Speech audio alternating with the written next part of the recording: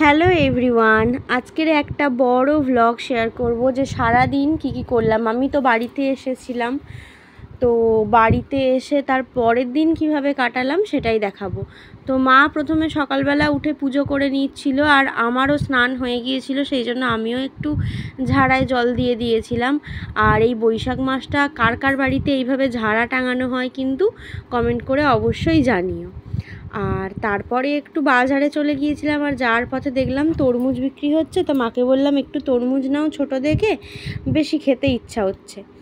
তো ওখান থেকে একটু তরমুজও মা নিয়ে নিল।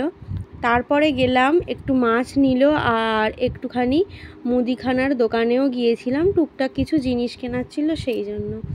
তো আর আমার না মাছ কাটা দেখতে খুব ভালো লাগে, কিন্তু কাটতে পারি না, কিন্তু যারা কাটে মাছ ধরা কাটা এইসব দেখতে আমার বেশ ভালো লাগে।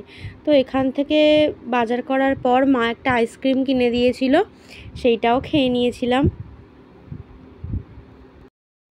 আসলে আইসক্রিম খেতে আমার অনেক বেশি ভালো লাগে, আর এটা ছিল একটা কুলফি আইসক্রিম।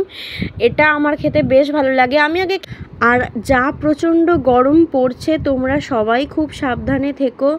বাইরে যারা নিয়মিত বেরোও তারা কিন্তু নিয়মিত জল খাবে, বেশি করে জল নিয়ে বেরোবে, ওআরএস নুন চিনির জল গুলে বেরোবে। আর দেখো এই পুকুরগুলো এত তাতে সব শুকিয়ে যাচ্ছে, তাকানো যায় না। 8:30টার পর থেকে বাইরে বেরোনো দায় হয়ে গিয়েছে। যারা নিয়মিত যাতায়াত করো তারা অবশ্যই সাবধানে থেকো। তো এইভাবে বাড়িতে চলে এলাম, আর আজকের একটু বেলা হয়ে গিয়েছিল বলে বেশি কিছু টিফিন না করে শুধু একটু দুধ চা আর এই টোস্টই খেয়েছিলাম। তারপর মা রান্নার দিকে চলে গেল, আমি বললাম যে দাও আমি তোমার সবজিগুলো কেটে দিচ্ছি। তো বেশি কিছু কাটার ছিল না, তো ওইটুকুই একটু বসে বসে কেটে দিচ্ছিলাম, কুটে দিচ্ছিলাম।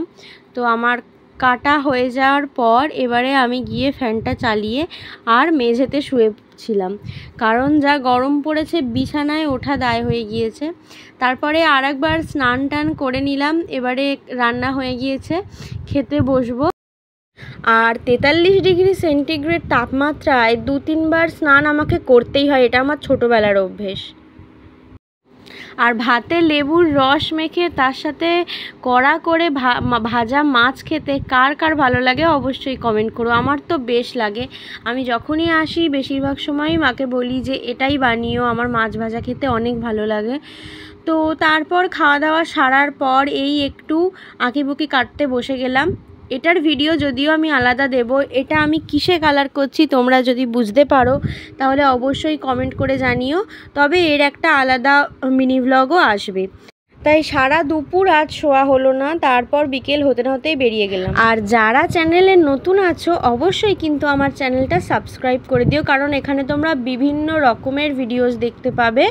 আর সামনেই কিন্তু পুরী ট্রাভেলের অনেক রকম ভিডিও আসছে। তো তারপরে আমরা একটু মাসকাবাড়ি বাজার করতে চলে গিয়েছিলাম, কারণ অল্প অল্প করে আনলে তো অনেক সময় মনে থাকে না। তো ওই জন্য মা ভাবলো যে একেবারে সব তুলে নিলে মাসের সুবিধা হয়। আর এই অভ্যাসগুলো আমার এখনও বদলায়নি, চাল দেখলেই চালের ভিতর এইভাবে হাত দিয়ে দিই। ভাগ্য ভালো আমাকে দোকানদার কিছু বলেনি।